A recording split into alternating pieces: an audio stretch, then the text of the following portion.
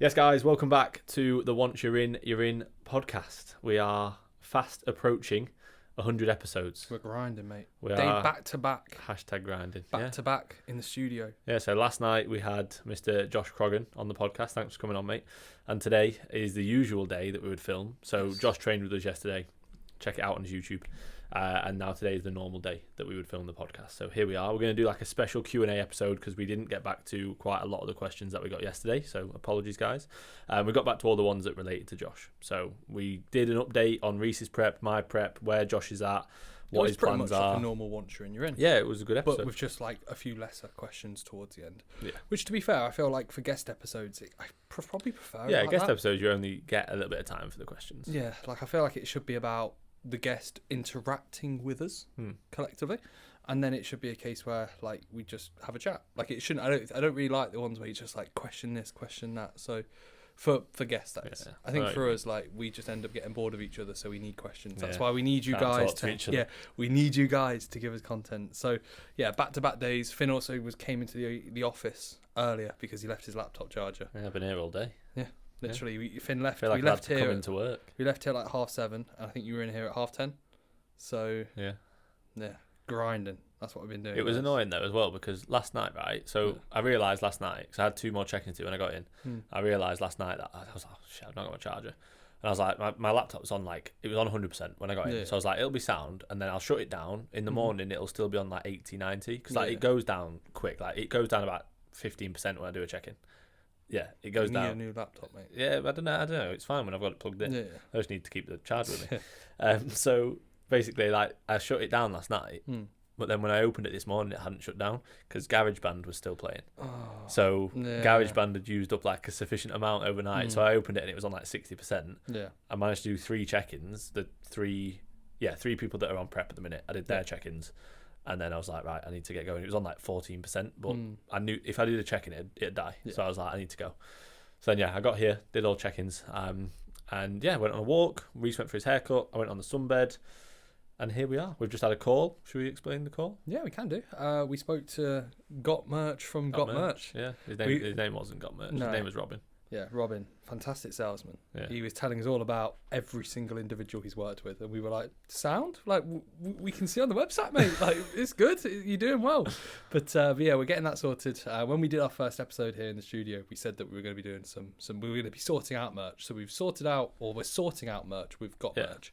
So we've got a meeting with him tomorrow, which is a quick turnaround, but luckily he's in Leicester way, so we're going to pretty much sort it out like just before our session, which will be good. So we've got that pretty much scheduled for tomorrow. We're going to be sorting out like t-shirts. The plan is, Yeah, or at least in my head, drafted some notes. We wanted to keep it simple. I don't want it to be like we're doing this and we're not going to bring everything's- out loads of clothing. Like No. that's not the purpose of it. The purpose of it is like if you listen to the podcast and if you're somebody who wants to support us and wants to show that you like the podcast, we've got a good community. We have so buy a t-shirt, or we'll give out some from the people in the first episode who tagged us and shared. We've got it all down, we know, so we're going to go back and we're going to give out some t-shirts. We're basically going to bring out a black t-shirt, or this is the plan anyway, we need to speak to the guy. Black t-shirt and a white t-shirt, like a standard kind of like oversized nice tee that you can train in, or you can even just wear like whenever you want.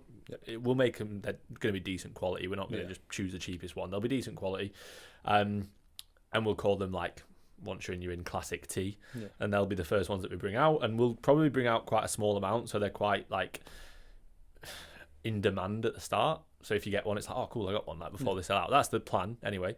Maybe people will buy them, and then probably as it gets colder towards the back end of the year, we'll bring out some hoodies, and then we might have classic Once You're In hoodie, classic Once You're In black hoodie, white hoodie.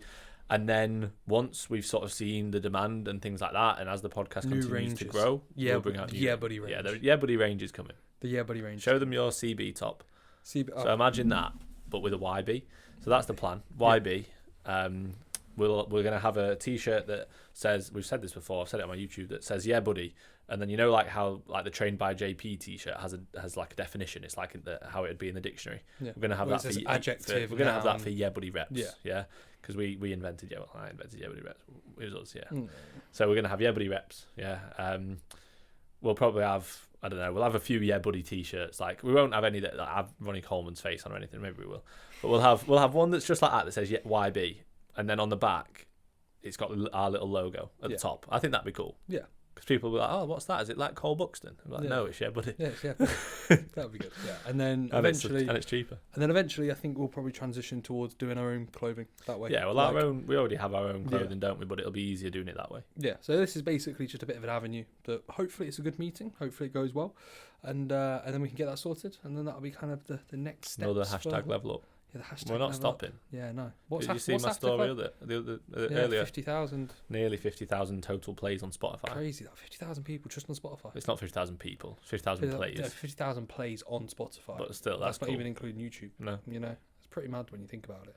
So then and the audience is going up. Like, as much as these numbers don't necessarily look like they're going up that much. Like you got to remember, we started doing it in this studio a month ago. Yeah. The top one was on 0. Yeah. It's not bad. The bottom one, I think we were on like less than 600. Yeah. So it's not bad. And that's like, we have had the podcast going for a while. So the Spotify followers one's not just going to like go up as fast as the YouTube. It's not going to shoot up. But yeah, I mean, yeah, what's the level up after the t-shirts and stuff? What have we got then?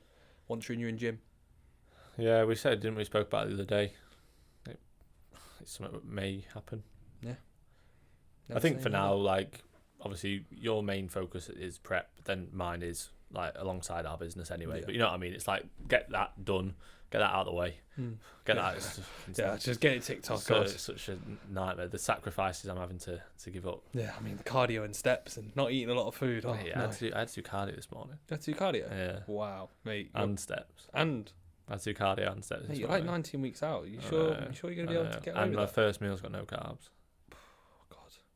That's a challenge. I know. I'm only on 175 carbs today. That's hard, mate. How many are you on today?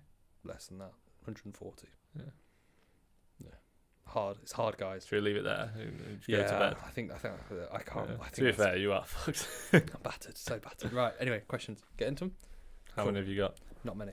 We're going to go through some questions, like I said, from yesterday, because we had a few, and then I also got some today. So, Sam Griff G _60. I'm guessing Griffin or Griffiths, whatever, has asked, how do you feel about? And he says Brandon Hendrickson, but I'm going to kind of caveat this with any guy at the top level, because he says, how do you feel about Brandon Hendrickson having a sick physique but training like such a, and it's a cat emoji. So I'm guessing he's calling him a pussy. Such a cat. Yeah, such a cat. And like I want to preference this with it's not just Brandon Hendrickson. Like if you were to look at Jeremy Buendia train, some of the exercises that he's posted, absolutely shocking. And I think a lot of people they get themselves confused with like the way that these pros train now and the ways they would have trained, and then also as well genetic response to PEDs, all that sort of stuff. But I can guarantee you, Brandon Hendrickson, Jeremy Buendia, all these guys are pretty strong. They've all been strong at some point. And in the process of building their physiques up, they would have done the usual sort of, I bet, maybe not top set and back off sets. But I bet Jeremy Buendia, when he was 14 to 16, would have been that kid in the gym that was deadlifting like 180 kilos, and everyone's going, what the fuck? Yeah. He's just a little kid. Yeah, 100%. And I think a lot of people, they look at the ways these pros train, where, for example, Brandon Hendrickson doesn't need to grow. Like if he adds 10 pounds of muscle, he won't suit the class. He's not going to be better in men's physique. So for him, it's refinement, enjoyment, probably just getting a pump, getting content for social media, and that's to what him, the majority of it is. That for him is going to be passable. Now, for some people, that wouldn't be enjoyable. Their training is going to way, way, way oversee their goals competitively. But then the people that's the case for aren't top Olympians. So I always find it like you can look at someone training now and say, oh my God, how are they doing? Like 3 sets of 20 with no intensity, and they're looking the way they do. But I can almost guarantee you in their day, a good way of very, looking very at strong. it. I was saying this to a client earlier. Is like losing muscle is actually difficult. Yes. Like if you have to actively try. Yeah. If you eat protein and eat a decent amount of food, sleep, and train, and even if you train like an idiot, week, even if you train like the people who you're saying like, oh, they train like fucking shit. It's like, yeah, but they're probably not actually trying to get bigger at that point. No. Yeah, and actually losing muscle is going to be very hard. Even if you're just going in and getting a pump, like, but you're eating enough protein and you're sleeping, like, you're probably going to maintain all your muscle. Yeah. If not, you probably still grow a little bit. Yeah. Like, it's the same with when people say throughout prep, like, oh, if you lose any strength, you're going to lose muscle. No, you're not. Like, the reason that a lot of your movements, especially towards the back end, you'll lose out in terms of your performance is based on reduced body weight, reduced total energy, and reducing general sort of advantage in those movements because you're in a less advantageous position when you've got less weight behind you. Yeah. It's not because you've just lost loads of muscle. No. Oh, my rep down, I've lost some muscle through also, my pecs. Like, no, you people haven't. will also associate themselves losing fullness, and like they'll think yeah, I've lost like muscle. if you were to look at, let's say, my physique when I was at my heaviest, like 22, 23 kilos up from now, you probably look at me and go, you have 23 kilos to pull off. Like you know, you're so full. You look like you could only probably pull off 15 kilos and be ready. People associate like, oh, I lose a bit of fullness and instantly I've lost muscle. And everyone, the amount of times, it's a common cliche you hear in the gym, like, I dieted, but I lost all my muscle. I lost this. You didn't lose any muscle. You just didn't have the muscle in the first place. Yeah, and it's a harsh reality. And it's one of those sort of things where, like, I will tell clients, like, don't be scared of losing muscle. You're not going to unless we are actively being like, right, let's just be on let's not eat any protein. Yeah. Right, yeah. If you're at all understanding how to maintain muscle, you'll be absolutely fine. Granted, there's ways to do it more optimally. Yeah, I think a lot of people have never been lean. Yeah, but so Finn, you're doing a 22-week prep or whatever, and you should only be doing 12 weeks. It'll be That's too long. Yeah, it's way too 30 long. weeks from last way year. too long, mate. Yeah. Way too long. You're sure going to be able to recover from that amount of prep? I'm struggling. Why aren't you doing 12 weeks if it's so hard to lose muscle? I know. I should do 12 weeks. I should do like 2 weeks. 2-week prep? Yeah. Yeah, I'd say so. Yeah, just ramp up the hip-bine. Right. The hip-bine goes in. You'll be fine. Daniel Regan. Thanks for the question, mate. He's asked a fair few questions. Yeah, so shout out Danny R. Regan or Reagan. What day currently would you say was the best day of your life so far? Then he put in brackets personal, bodybuilding, etc. One day, the best day of my life. God, that's a bit of a deep question. Do you have a date? Like, I have a few that spring to mind. Like when I passed my driver's test, I thought that was a really good day. Yeah, that was a good day, but I wouldn't say it was the best day. No, but that was like a day that I remember thinking to myself, I'm really happy. Yeah, I remember being buzzing. Yeah, I had a client, you know, Conran. Yeah, my client Conran, he passed his test yesterday, and I was like, "Congrats, mate!" He was buzzing. I've said to clients like, enjoy it because you'll look back and go, those were a good few days. Like getting your first car, that sort of stuff. Yeah, it's a good week or whatever. When Scunthorpe beat Millwall in the playoff final. I was going to say when Liverpool beat Barcelona 4-0. That was like that night. I remember thinking to myself, like, this is like the happiest I think I've ever been. Like genuinely, that's honestly one of my top three nights. I was too fair. I was young at the time, but I remember like I went to bed that night after because we'd driven back from Wembley that day. So like, it was like a long day, but we'd won 3-2. I think it was in extra time. And it was such a good day. And I remember like going to bed and being like, oh, today was such a good day. Yeah. Like I was a kid at the time, but like I still remember that now. I was thinking that was a good day. Yeah. I like my graduation. I even though it was, I've said this before, I turned up like late intentionally because I didn't want to go through the waiting. Go to mine. Yeah, I thought it was good. I went with Sanaya. I went with my mum, and it was we trained legs, and and we were running late, and it was like my time was like I don't know, like 3 p.m. and I got there like 4:30. But it was wicked because there was no one there, like other than just a few people that were like a little bit late. I didn't have to wait in any lines. I just took my photos, said hi and bye to the people that I like that worked there that I liked, and then I was like, sound cool. Like it was really efficient. Can you remember anyone's name from uni? What, like people that I went to class with, or like people like teachers, like lecturers? Yeah, like lecturers. Nah, unless I saw their face, and even then, probably not. Can you remember anyone that you went to class with? Yeah, a few, but that's through social media where like very rare, very few. Yeah, well, like I'll see them like someone will like. I had a comment the other day from someone I went to uni with, and I was like, "Oh shit!" Yeah. Like his name was Ethan. I was like, "Oh, that's weird." Like I haven't seen him, or even thought about him in a long time. But yeah, that was a good day. Otherwise, like, there's not really any like. I bet you could probably say, "Oh, the show you won," but I didn't really. That's just a cool day in general. But it wasn't like this is the best day of my life. It was just a day that I was like, "That's quite a good day." Yeah, I think when you look at the time, you don't really realise it. Yeah, you know what I mean, like when you look back, it's like so like when my first date with Shannon, like looking back now, that was a really good day, and that's like been a pivotal day in my life so far. I liked if I was to like bunch up. I liked the weekend that we had in Liverpool. I thought that me and Finn got absolutely on it. So anything that involves alcohol, anything that involves pints. No, I think that was a good weekend because I flew to Canada like a few days after. So it was like we trained at a cool gym. We had a nice weekend away. We then went to Canada, me and Sanaya did, and that was like a good like 3 or 4 days. So that was like that was probably the best time like this year. I'd say Poland this year will be. Yeah, Poland. Yeah, we're going to big session in Poland. Big session in Poland, but I'm going to be 4 days out. We've given plenty of. Would you have one that stands true as a collective, or would you just go? There's a fair few. There's a fair few, but I'd say in terms of like nostalgia, when Scunthorpe won, Yeah. and in terms of like the impact it's had on my life, first date with Shannon, Yeah. because that ended up being a whole day when it shouldn't have been. Yeah. Like we met like late morning, we were going to go for a drink, and we went because I was a bit late because I was PTing. We went for food, and then we basically just stayed together until like 10 p.m. We went to Centro Lounge. Okay. And we sat on table 13, and we were like, "Oh, fucking hell, it's 13 unlucky." And then like, obviously now Centro Lounge overrated. Centro Lounge at the time, I've not been in probably a year or more, but at the time it was mint. It was really good. It was very meh. When did you go? Oh, like 2 years ago. Yeah, I went after this a holiday. was like 5 years ago. We got in. It was good. We got in after going on holiday, and we were like, "Oh, it's lunch. Let's go to Centro Lounge." And depends it was what you like get. The most overrated. I thought all the food was just. There's average. some. Yeah, a lot of the stuff. If I wouldn't go for an evening meal, no, because there's not like one option that'd be like you're best off if you go in there. You're best off going for breakfast. Yeah, because the breakfast is class. Yeah, like the all day breakfast, I think it's called, and like there's loads of different options. The breakfast is good. So like whenever we've gone for breakfast or like brunch. Okay. Yeah. Jord Stager, love the poddy. Thanks, mate. Thanks, Jord. Recommended drop off in calories on NTD to TD.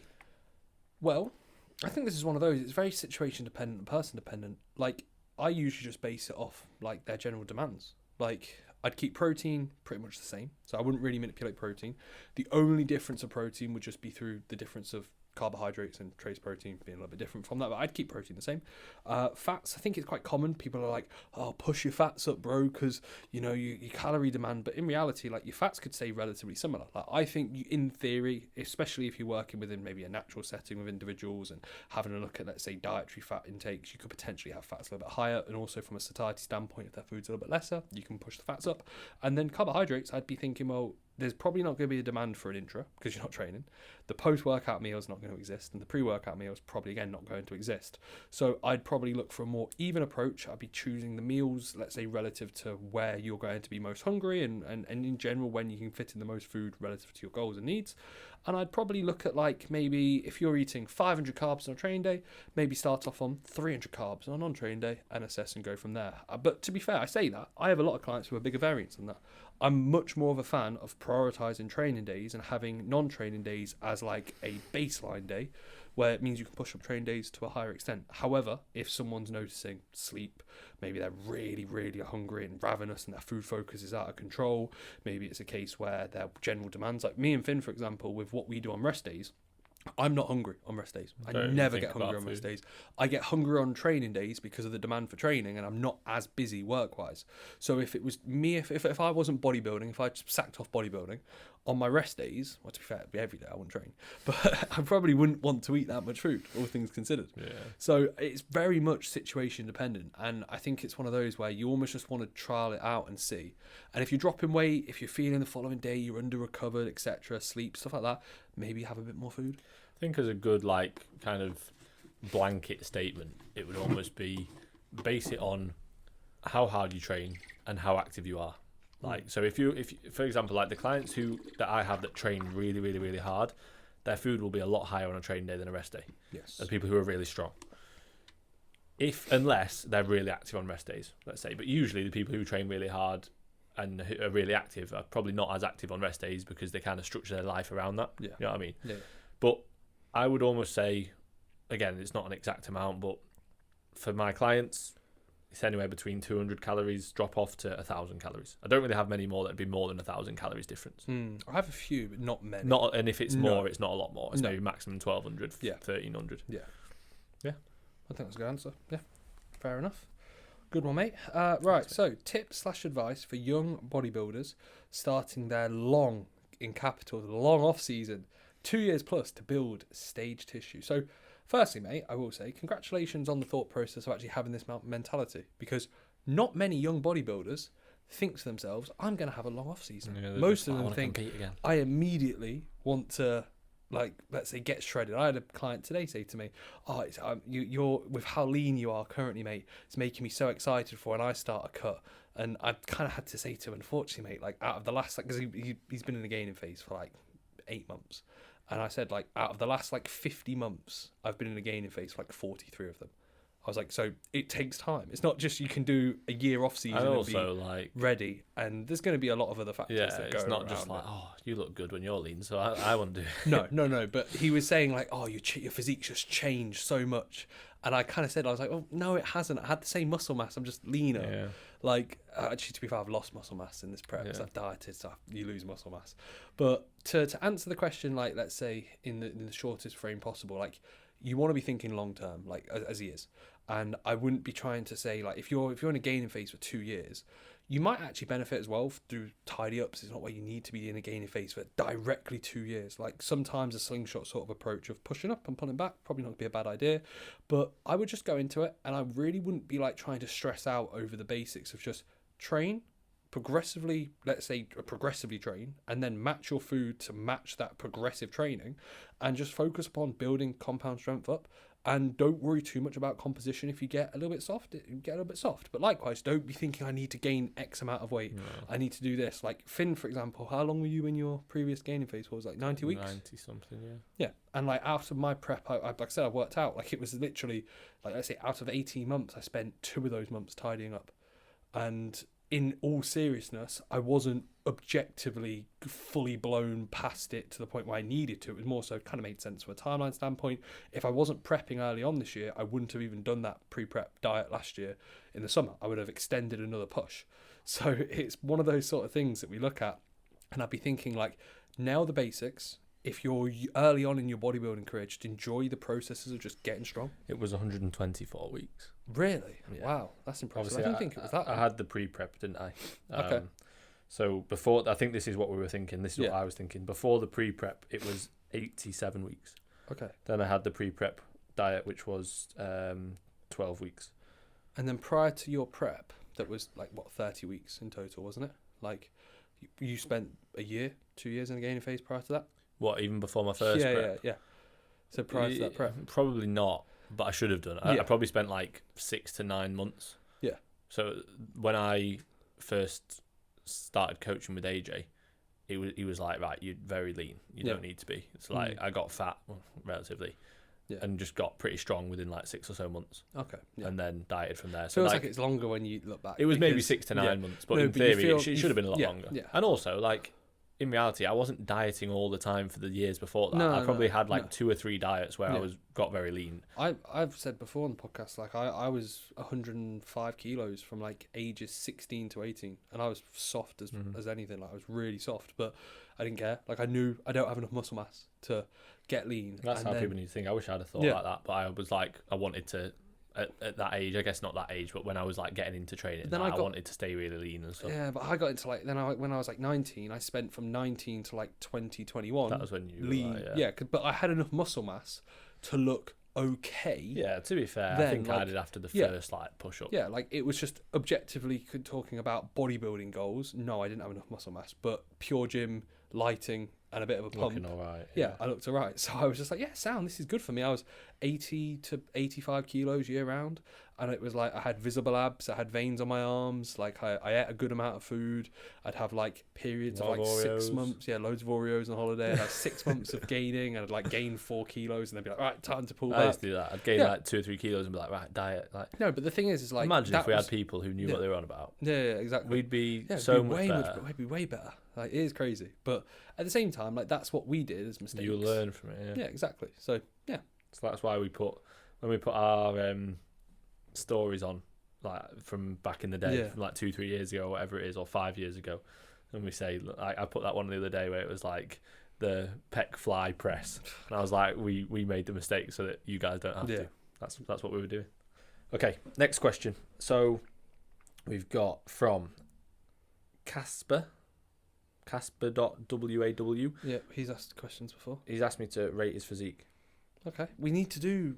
Right, I tell you what, Casper, we will do it. We'll do a separate episode, not today, but we will do a separate episode. Yes. And we'll remember, but when we do it, that can be a bonus. We'll put up on our stories like rate your physique. We've said this before. Yeah, but we will. Yeah. But you can also do videos, so you can do people's form. Josh Campbell was telling me that when people respond, you can respond with photos, but you can also respond with videos. Oh wait. So Josh Campbell, Josh, please send us your leg press.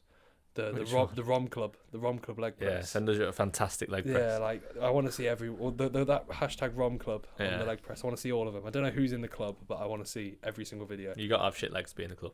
That's what Finn Apart says. from Noah. Noah's legs are decent. Everyone else's legs are apparently awful. That's what I'm in the club. Are you? Well, I'm not in the club directly. I don't get tagged. But I almost was in the club. DP Fit tagged me once and I didn't respond, I don't think. So I didn't want to be in the club, boys. Did you reject it? I kind of rejected the invite to the club. Got you. Just because I want to actually get bigger legs, and I feel like if I'm in that club, my legs will be small. Okay, yeah, makes sense. Right, so... I hope you know we're joking, by the way, Josh. Yeah, so what? Josh's legs have come on a lot. Yeah, Josh looks good. Josh looks really good. Josh looks very good. Yeah, looks very good. Right, you want to go through a few thanks of for yours, letting us know that, Josh. I've got only like a few more. So. Okay, so yeah, Casper, we will go through it. We'll do a separate story. Yes. And we'll do like a proper episode of it. Separate episode. A separate story on our Instagram. Ben Ridges, few in the DMs. Okay, Ben. So we have to go to the DMs to have a look. And then another one, tough one. No gym or no pints for the rest of your life. No pints. Ben Ridges. You know when you click on the questions, you can just click messages. Like you can click on the question and then click on the messages. You know? I know, I should have done that. Yeah. Okay. Poddy question. Yeah, he's asked a few. He did say that. Do you treat BB prep any differently to a photo shoot prep? And would the peak week be different? Okay. Well, are we talking within ourselves or within clients? I guess within clients because we've not really done a photo shoot prep for ourselves. Yeah. Okay. Although I did. Yeah, you did a photo shoot prep. Jesus Christ. Guys, scroll back on Finn's page. Like, this is when Sam, if you want to get a bit of a bonus. Sam, if you want to get a bonus, scroll back to like 2018. You're going to give him a bonus. You won't give up any money. I'll pay. Sam, I'll pay you more, please. There's some photos. The one of Finn, like on a desk with his arms above his head like this. I think the caption was like, "This is what I do on a rest day" or something. Yeah, and his legs are like pretty wide. Like, they're not that wide. I've just got no legs. No, but they're wider. Like they're, it's not like a normal stance. It's like it's not open up your legs. No, it's not. It's a bit odd. But anyway, the one shot where I looked half okay, I think it was like a most muscular. I can't remember what it was. When I posted it, it like glitched out. Do you remember like however many years ago, there was a point, it was maybe, I don't know how long for. Is this the uploaded it? Oh, Insta randomly deleted it. No, I didn't delete it. It's still on there. Mm-hmm. I didn't delete it. Yeah. I like to have, I'll keep anything on Instagram. It just glitched. Like, so when I've posted it, Sam, to be fair, you can put it up. There's like two black lines in it like this. And at the time, I remember like a few people were having the same issue for like, it was like a few days on Instagram. It kept glitching. And it was like, unfortunately, when I posted that. I don't know what this photo is. I might just have to repost it. I might just find it and go, I did a photo shoot prep. Yeah. So, right, when it comes to differences, obviously the condition's going to be different. So that's going to, in a sense, for most, I say for most, mate, 99% of individuals, you're not going to get stage condition for a photo shoot prep. Like that's the honest reality. So as a result of that, there's probably going to be less manipulations needed because you don't really need to bring the same level of physique to a photo shoot prep than you are to a competition prep, unless you are just doing it just to challenge yourself and see how things are. So I would look at it and I'd be thinking, right, time frame wise, you can be probably a bit more aggressive. You can have a shorter duration for a photo shoot prep in comparison to a competition prep. So that would be different. I think as well, when it comes to like fatigue and all that sort of jazz, that is going to play a role. Like when it comes to fatigue management, like if towards the back end of a photo shoot prep, you're absolutely battered, it's not going to be where you're like, I need to bring my physique to life and make sure I'm refilling and getting myself in a better and fresher spot. I'd almost associate it and think I'd personally treat a photo shoot prep like an aggressive tidy up with an end goal that's just a little bit after the period of time that you would usually end like a tidy up. Maybe a tiny bit longer. Yeah, that's what I mean. Yeah, with more duration towards like that, or more just general duration. So as a result of that, there are going to be a few differences, but the main aim is going to be obviously to lose body fat.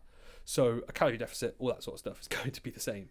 And then, like I said, because you're not going to be as lean, you probably don't need to be doing the same like peak week protocols, but you can definitely look to restore. Like, let's say if you increase carbs, probably drop off some fatigue through lesser expenditure, you're probably going to look better. You do that for any diet. Yeah. Like, I'll do that if a client has like a 4 to 6 week holiday diet. Yeah. I'll still be like, right, I want at least 3 to 5 days where we can bring pull food back up to a baseline. So you're not going on holiday with a massive appetite and feeling really depleted. Yeah, exactly. So yeah, it's basically a prep, just slightly more relaxed and slightly shorter and not getting quite as lean.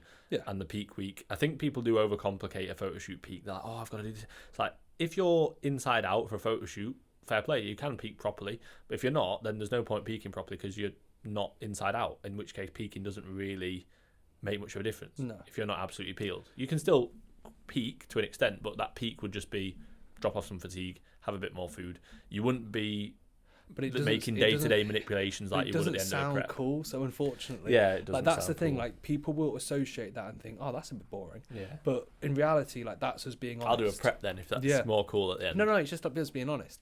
Other coaches would do, and unfortunately would be like, "So we peak this guy for a photo shoot prep," and it's like he looked good a week out, or he looked awful a week out. No, he looked awful. Yeah, he looked awful. Yeah, it's always he looked awful a week out, and then come photo shoot he looked day, awful the day before, and then he perfectly peaked. Perfectly peaked. Just physique came to life once he had those Rice Krispie squares pre-photo shoot prep, and he had these 2 scoops of Komodo pump.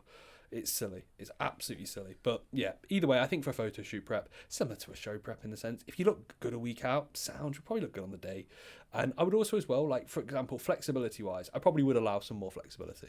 Like, I would say if you want to go for a meal. I'd say to a prep client, like, if you're a prep client's 12 weeks out, I'd be like, yeah, don't eat off plan, bro. Like, try not to eat off plan. Throughout the whole prep. I'd be like, don't eat off plan. But let's say if you're a photo shoot, like, let's say you're in a photo shoot prep and you're 8 weeks out and it's like, oh, it's a birthday coming up. I'd be like, yeah, sound, feel free. Just understand you might have to get pushed a bit more. I think a prep, an actual competition prep, it's like, locked in. It's just literally a little bit more relaxed. Yeah, locked in. This is what's going to get done. In a photo shoot prep, in my opinion, it's like, well, if you don't mind the photos looking a bit worse, feel free if you want to eat off plan, bro. Like, it's not like that's what people don't realize. Like the amount of times that I'll say to a client, I'll be like, "You do know this is your physique. It's not mine." No. It's almost like they will like ask me a question if it's my physique, or like they'll feel bad as if it's me, and I'm like, "Do you know this is you? Like it's you that's going to be impacted by this, not me. Like I'm trying to help you as much as I can. Like." If you want to eat off plan or if you want to miss your cardio or whatever, like you do know that's you that's missing out. Yeah.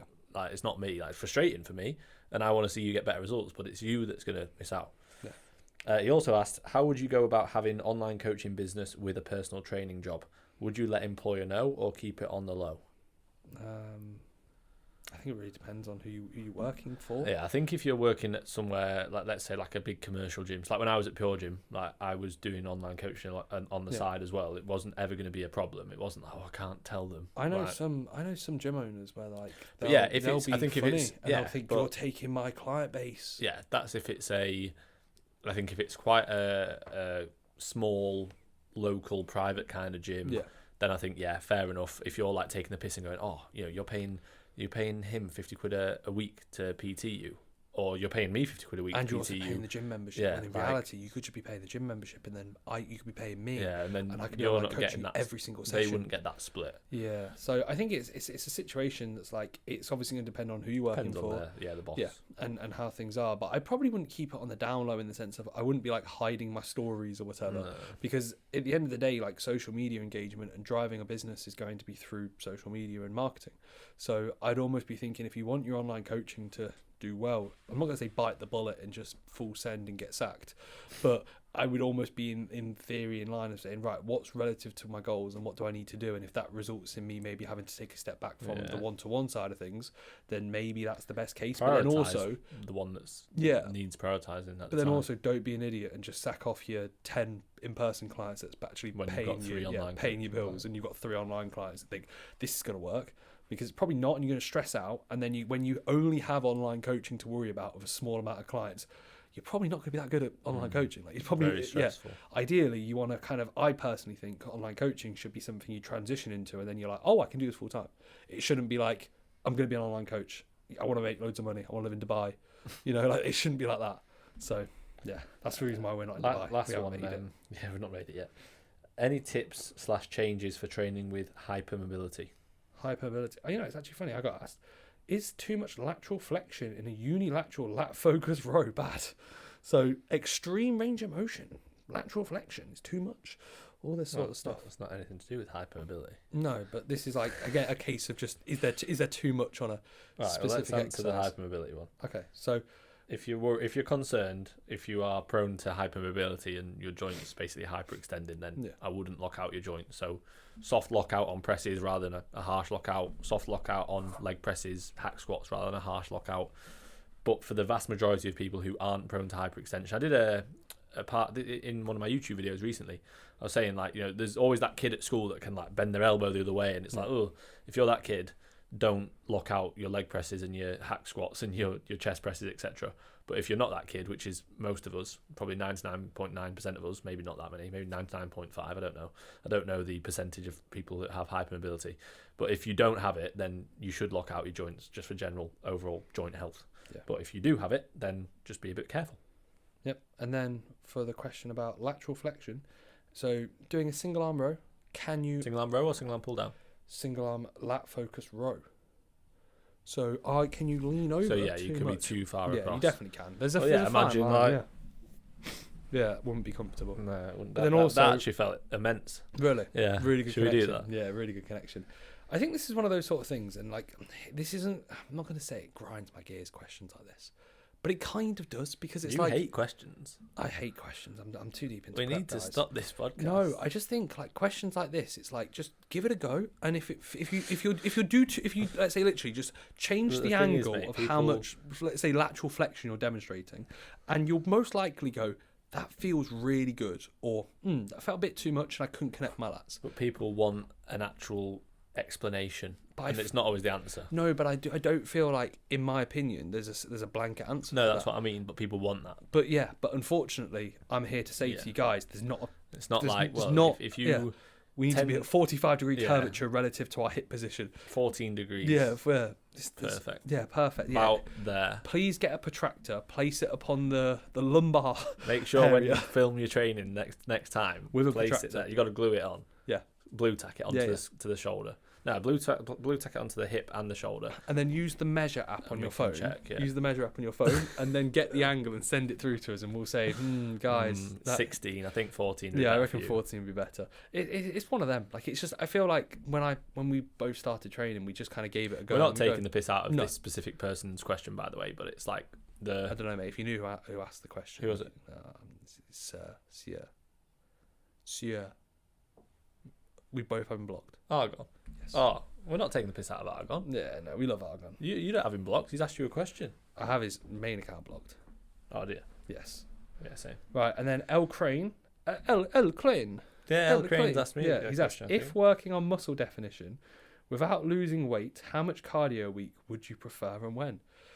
So he asked me a question on my Q&A on Sunday saying, like, how much cardio do you do? And I said, like, I do cardio in my off-season, I do cardio in my gaining phase, I just manipulate the intensity and the kind of duration relative to my output and my input needs. And so he's asked really here, like, so how much cardio do you like to do when it comes to working on muscle definition? So I'm guessing he means he's losing body fat. He's trying to get when leaner. you're dieting, how much cardio Yeah, do you want to do? Yeah, and we've always said, like, as much as needed relative to the goal, or ideally probably as little as needed relative to the goal. He's asked me the same question. Has it? Exact Yeah. same question. Yeah, so he must have asked. He asked me it yesterday, Yeah. and then he realised we didn't.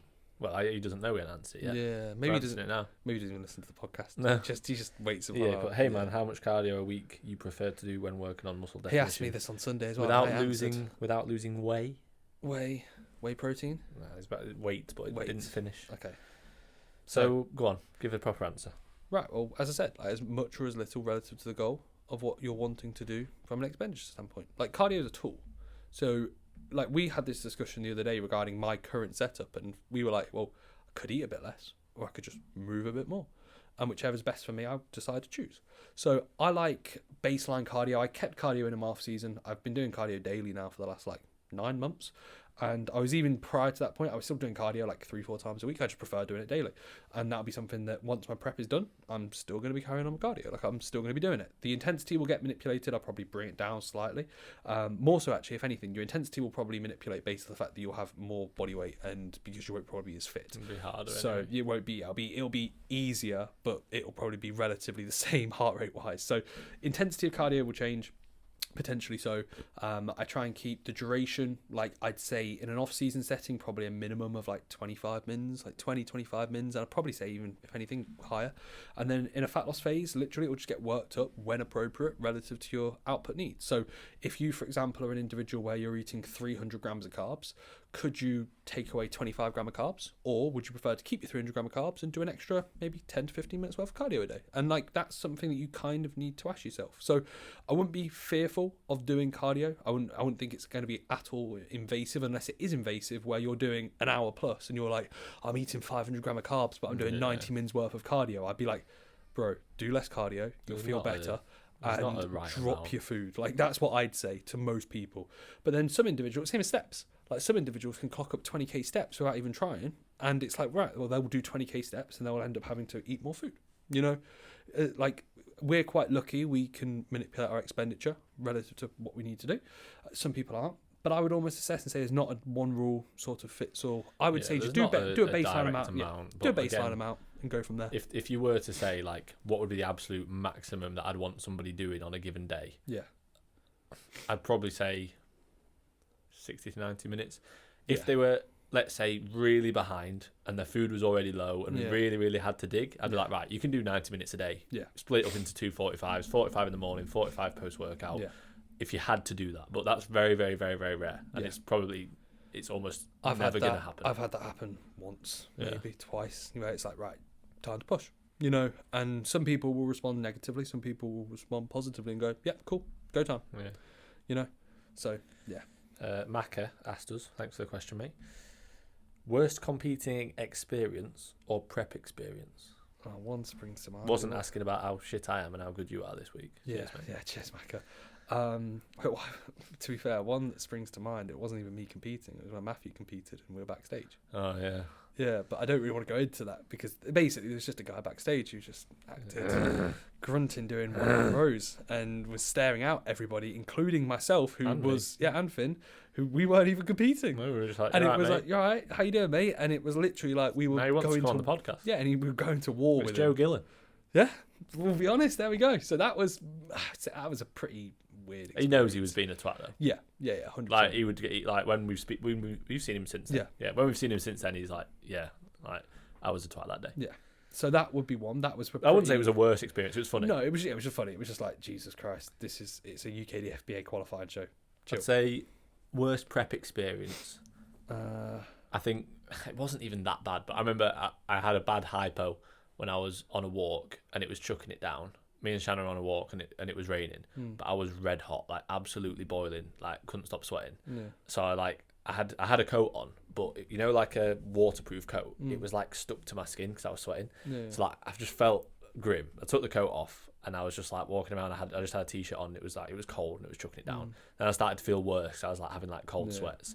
And we were probably like 5 minutes away from home, and I was just like, "This is fucking grim." Yeah. Like, we got home, like, and I still needed to go to Tesco. I still had more steps to do, so I said to Shannon, "I was like, I'm not going inside because I'll like get warm and then I won't want to come back out." Yeah. So I was like, "You go inside," and I was like, "Will you just get me?" We had, I can't remember what juice it was at the time, but it was like really like 0 calorie or low calorie juice. I was like, "Just get me a bottle with that in." Yeah. I was like, and I'll be fine. Yeah. And I had that and I was fine. Like, it literally just needed like something. I've always, but yeah, that was grim. That's one thing I've not spoke about that much actually on the podcast. I've always like had really, really bad like hypos. So it's like, for me, when I was in my teens, I used to like get them constantly. Get them in my off season like a lot. I get them a lot.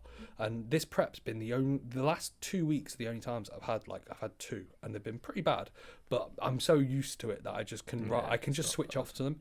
But I remember like my last prep, the amount of times I'd like come out of having a sunbed, and with where it's a different office setup, and my mum would walk by me and I'd be literally like lying on the floor, like pretty much naked, and I'd just be like literally lying on the floor, and she'd be like, "Reece, you alright?" I'm like, "Yeah, I'm just going hypo." Like I can switch off to it. But I've had a few this prep recently in the last 2 weeks. I'm like, this is fun. This is exciting. But I'm quite good at being able. I've had it since I was like 14, 15. So I'm quite good at switching off from them. So I wouldn't really say like I've had a hypo that's like so bad. I can't think of anything worse than that though. I'm not saying it's so bad. I'm just saying I haven't experienced anything really bad. Yeah, I haven't really. I mean, my last prep wasn't that bad. Like in total, like getting absolutely embarrassed by David. That wasn't a bad experience. It was. You weren't there. No, yeah, true. Watching the live stream back. Yeah. That was a bad experience. To be fair, that was a bad experience. Like watching myself back and going, that's a shit pose. That was bad. It's like, as honest as it sounds, like I think as well, like this is a bit of a personal one, so I'm going into some personal situations here. I think how Sanaya was like 2 weeks out. No, 2 weeks out. No, from the finals. She was really bad. Like, and she'd admit that. Like, she called me at like 2 weeks out from the finals, and she was in a really, really, really bad spot. Like, where she was like, I don't want to carry on. Like, and I'm at this point ruined. And I remember just saying to her, like, if you don't want to do it, stop.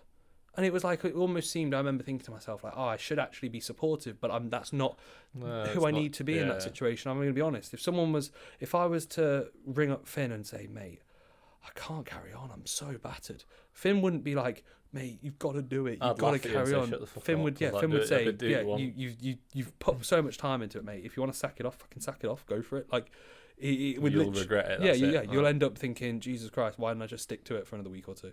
And I think like that was not a nice experience to be in, because it was like my honest thought process was like, to Sanaya, get a fucking grip. But she's not like how I am, and I'm not gonna then lie to her and be like, you can do it. Yeah. Do and it. You don't have this. the energy at that point. No, I don't. You don't have the energy for yourself at that point. No. So that wasn't a nice experience, and that was a definite first experience of like having to think about other people and their emotions at that point when you're at that point as well. Yeah, so that wasn't enjoyable, and that made like the finals a bit weird in the build up, because like we literally was just a bit awkward. Like it was a bit like, because I was honest, and it was like I shouldn't have been honest, but I'm not gonna be honest. Like I'm always gonna be honest.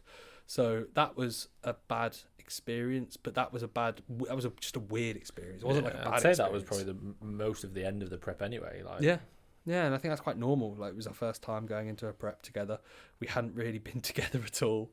So it was like, we just literally only known each other really in the prep. So it was almost set up on like odd foundations. So like, I don't know. I feel like if that happened now, when I say, I know it would be. So now I wouldn't even say it to me. And if she did, she'd be like, I know you're just going to tell me to get a grip. So she'd know exactly what I'd say. But yeah, other than that, prep experiences, this prep's been sound. Like pretty much, like there's not been anything that's bad. To be fair, my competing experience wasn't great just because it was COVID. Yeah. So like you could say the whole prep. What about my 200 kg deadlift last time? Yeah, that wasn't great. I came down like 20 kilos because I was like, I'll take a high rep set, and got like 2 less reps. And I was like 3 weeks out, I was like, that's the last time I deadlifted. Fuck this. That was the worst day of my life. That was a bad experience. But yeah, good question, Maka. There's a few. Yeah. Will Bertolini, if you could be sponsored by another company, who would it be and why? Once you're in. Yeah, once you're in clothing. Trained by JP. Get me on the members website. Surprised he hasn't. Yeah, I know. He's been liking my post. JP, come on, sponsor me. I think he only sponsors pros, so I'd be the worst person he'd bring on. I wouldn't be very good. No. And I don't think I'd be a very good brand. I'm not really that good for most brands and stuff. I'm not a fake sort of. No, I'm not. I think that I think if I was to be sponsored by someone else, it'd be someone like Insight or someone like that. Yeah, MBW. I don't know why I'm not sponsored already. Someone like Insight, where there's obviously more brands to choose from. Yeah. But also, I don't know for sure, but I don't feel like they're that pushy. No, I don't think they're that pushy. But no. Like, to be fair, CMP aren't pushy. Like, CSN aren't pushy. Like, we can't complain at all. Like, they're not pushy in the slightest, really. No. But I think if it was obviously the only downside with CMP is that you can only use CMP. Yeah. But that being said, I don't buy anything else. You know what I mean? It's cream of rice because they don't sell it. Yeah. But other than that, it's like, well, I like CMP. I like their full pump. I like their whey. I have their creatine. Like, you know what I mean? Yeah, it's like, CSN sound like I have literally I have no real issues. Like, there's been a few times where they've said, "Oh, could you do this?" And I've gone, "Yeah, sound like it's not." I've said to you like that. It's since the get go. It's not where I have to do. They never told me about minimum posts. Yeah. The only ever issue was when Josh was stealing my clients' codes. So Josh was using, like, he was saying to them, "Oh yeah, use Josh Jenkins," and they only knew Josh because he was in the Team Arfit group chat where he was more active than me, and then he was sending their stuff out. So that's the only situation where they were like, "Reese, you're bringing in half the amount of money that you were, but we've recently introduced Josh's code, and Josh is now making up the other half." And I was like, "Oh, that kind of makes sense. Like, maybe add it both together." But yeah, no, CSN are sound. You can get anything from them really, so I've got really no obligation. I wouldn't be in line to be like, "Get me out." And then we also have Will asking a question. I say asking a question. He says, "When's my invite?" It's like, What? He's training with us when? on the 1st of May. Oh yeah, he's training with you. I'm not training with him. No, you don't like him, do you? Nah, sorry, well, I'm not training with you, bro. No. No. What's that? Is that next Monday? I had to ask Reese if it was all right. Well, I am a week out, so it's like, to be fair, yeah. it's like just common decency for me to ask. yeah. So, well, I'm not training with you. I'm just doing my own session. Yeah. No, what? It's Monday. It's push. You'll. Yeah, I'll probably do the same compound, it won't. but It'll I'm not. be sound. Yeah, I'm not going to be training with you two. Like, you can just do your own session. I'll train on mine. I think you will train with us though, because that session's not that. Who did we train with the other day? No one really with that session. We trained with JPMVMT a few weeks back. Yeah, but I'm not a week out, and I'll be training for like 2 reps in reserve. And I know if I train Yeah, but with if you you're boys, like, I'll train with you two, and then it's like, well, we're doing the same movements. If you trained on your own, no, but I can just. I'll probably just. Yeah, I'll see. I'm not. I don't know, because I'd like to go. The thing is, I'd like to go in and train fully, but I know what I'm like. I'll just be like, I'm going to get after it and then bury myself and then be ruined for the rest of the week. So I probably prefer just to be like, right, you guys crack on. I'm just going to get a bit of a pump, could take some photos, and that's pretty much going to be me done. Which is a bit boring, but that's how training kind of is in the last week. So he's asked, when's my invite? So this is the thing, Will. Like, what are you bringing to the podcast? Like, this is why don't we switch it around and say, Will, what are you bringing to the podcast? That's what we should ask for the guests. Yeah, because people that want to come on, you've got to ask what are you going to bring. Like Josh Croggan, men's physique pro. Heineken's down there. He's left him. He left him. Oh God, he'll be fuming. Mate, after prep when we're done. Jeez, we're getting on it. No, mate, they're non-alcoholic. We have one now. Oh, we can have one now. Yeah. Even though it's 70 calories, we're sound. Yeah, non-alcoholic. That's all that matters. Pull our cream of rice down. Yeah, I'll just take a few bits of potato out of my next meal. Yeah, it will be fine. And then like Kes, for example, that was Ramadan. So like, Will, what are you bringing to the pot? What would Will's unique selling feature be? How amazing FK Physique's coaching is. Yeah, I don't think that'd be that entertaining, if I'm honest. Oh, I think it would. Do you reckon? Oh, it'd be incredible. Yeah, I don't know. If we could do posing, he's into his posing. Get Dan Park on. Yeah. If he didn't sack me. Yeah, actually. So yeah. So yeah, basically, Will, I don't think you're invited, mate. No, but we do. It would be good if I think we should do. Love you, mate. I think we should do like a client podcast. Like we should. Where we have like in all seriousness, Will, in future, it would be awesome to have you on. But as of right now, we want to get some big names, big-ish names in the industry on, don't we? Yeah. Like Kez and Josh have come on because we've had them on before, and like they vibe with as well. Yeah, and not also saying Will like, doesn't. and also like it was like cool to show them the studio and stuff. But we want to get like we spoke about before, people that are around here that are pretty well known. Yeah. Because ultimately, like let's face it, like the podcast will grow if and when we get bigger guests on, better guests on. That then pushes us into their sort of audience, and it expands our growth and our audience basically. Yeah. So that's the plan, which realistically is like how anything grows. Like, but yeah, we need to get more guests on. I spoke to Josh the other day. Big Josh Maley in the gym. The Viking. Yeah. Josh Maley. We'll get Snire on at some point. We're going to do an episode with our mums because our mums are quite big in the industry, especially my mum. My mum's massive in the industry. 30k followers, isn't she? Something more than that, I think. Have I got more followers then? I surely have overtaken all followers now. Yeah, you've bought loads, haven't you? So. No, yeah. Let's have a look. Penny? Let's have a look. I don't think her name's on. It's not Penny. No, it's Amenti, isn't it? Yeah. Amenti Vigenti or something. Amenti Argenti. Yeah, Amenti. Or something like that. I'll see she's got, I don't know how many. We're going to get our mums on, basically, and we'll get our dads on. Cheers. Yeah, that'd be good. That'd be great. It's my dad in the urn. Jesus Christ. Sam, make that real. That'd be fantastic. Yeah, right. I'm trying to find... Right, it doesn't matter. She commented on Josh Croggan's post. So Sam Holdsworth, thanks for the question, mate. Biggest sense of achievement when training/competing, e.g. lifting a certain weight. Are you asking our biggest sense of achievement? Doubled her followers. She's on 38k.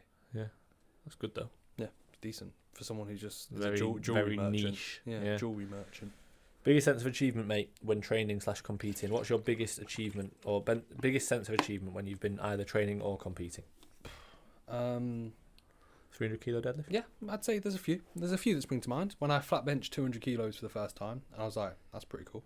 Got it for a triple. I thought that was good. I got it for a double, actually. I got it for a triple. When I got 180 for, I think, 8 or 9, I got that. 4 plates. Not 10. No, I didn't get 10. I was annoyed with that. I thought I would. But yeah, I got 180 for like a set of like, I remember I got up for 5+ the first time I did it, like after like not doing it for ages. I was like, that's pretty cool. Like, I was quite happy that I had 4 plates for a good set. 300 kilo deadlift for 2. but I'm not really that happy with that because I do think I had more. Like I genuinely thought That's I had the same with a like triple. any of my lifts. Yeah, like The same with any of your lifts. Yeah, Of like course I you didn't. have more. No, It's just time. yeah, I just thought to myself like I probably could have had that for like a set of 4 or 5. Like the second rep moved really well, so it's annoying because it's like I got 2, but I don't think I felt like I had 2. Like I got 290. We were both on a really good run on deadlifts, Yeah. weren't we? For that Yeah, little, yeah, like there was a stint where we were both pretty heavy.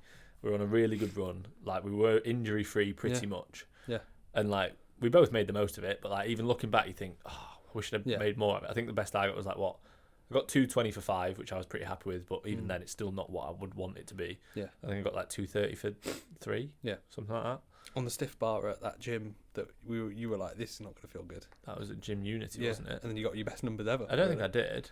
I think I got close. I think you got 230 for like a triple. I think that was the triple, and then you got it for a triple the following week, and that was on like a stiff bar. I feel like I took a higher rep set then. I can't remember, but I remember it feeling shit. Yeah. So yeah, there's a few, and then if we're talking like competing wise, obviously like for me, I don't really look at like the show that I won as my highlight. I looked at it as a whole project. Like I don't look at it and think, oh my god, yeah, because I objectively looked the worst in that show. Like that's. Do you ever actually feel a sense of achievement?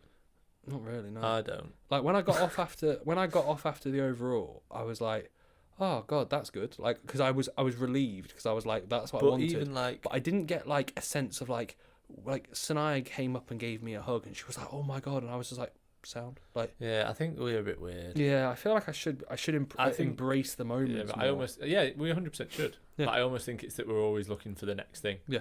So like, for example, like you earn X amount of money. Yeah. You don't go, oh my god, I'm amazing. content. You go, Yeah. oh, that was a good month. Let's make sure next month's better. Yeah. Like, and then it's the same again. Or like, same with training. Like I'll say this to clients all the time. Like, you've never completed a lift. No. Like you don't go and let's say you do 140 on flat bench or whatever, and you go, oh my god. I was actually going to say that when I flat bench 140 for the first time at like 18. You thought you completed it? Yeah, I genuinely was like, that's the happiest I've been. Yeah. That was like, I've peaked. Is that your best day? The question earlier. Probably. Yeah. But like, there's not a certain point that you've completed it because there's always you could do more next week. Yeah. Like even if you've got the full stack on a machine or whatever, I guarantee you can improve the form. You can get more reps. Like. That's the best part of training. Yeah, there's that ever lust for progression. Yeah, there's no finishing point. There's no end. No. Like there's always room to be better. And that's sort of the whole point in why we do it. But that's why I don't feel like I ever really have a huge sense of achievement. If I have a good lift, I'm like, oh, I'm happy about that. Yeah. But I don't feel it as a massive sense of achievement. Hello, Bear. We've got a new guest. For the audio listeners, I think Bear has joined us. You can probably see him. But Yeah, he's for the dark. visual listeners, yeah, you might see Bear underneath. I'm not too sure. He's coming up. We've got a gym pin. No gym pin, unfortunately. Nah, okay. lost both. Need Ready? to sort it out. He's ready. Yeah, Bear is ready for the gym pin. Ready for the gym pin. Bear gets gym pins live on the podcast. Imagine, God, that'd be some good content.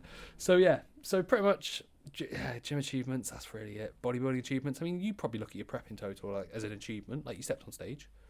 That's about it. Yeah, no, like surely, like you must look at it and be proud of like what the work you did and how the phases were and how everything ran together.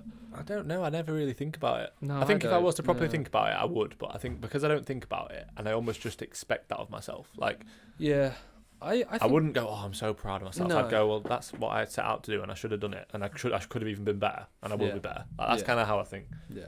Right, Bear, come on. See you later. Go home. Good dog. Yeah, he's good. He's good though. He's good, isn't he? That was well behaved. Yeah. Usually disobey me and just look at me and go, I ain't going anywhere, mate. So yeah. Right. Done. That it. Yeah. Are the questions done? Yeah.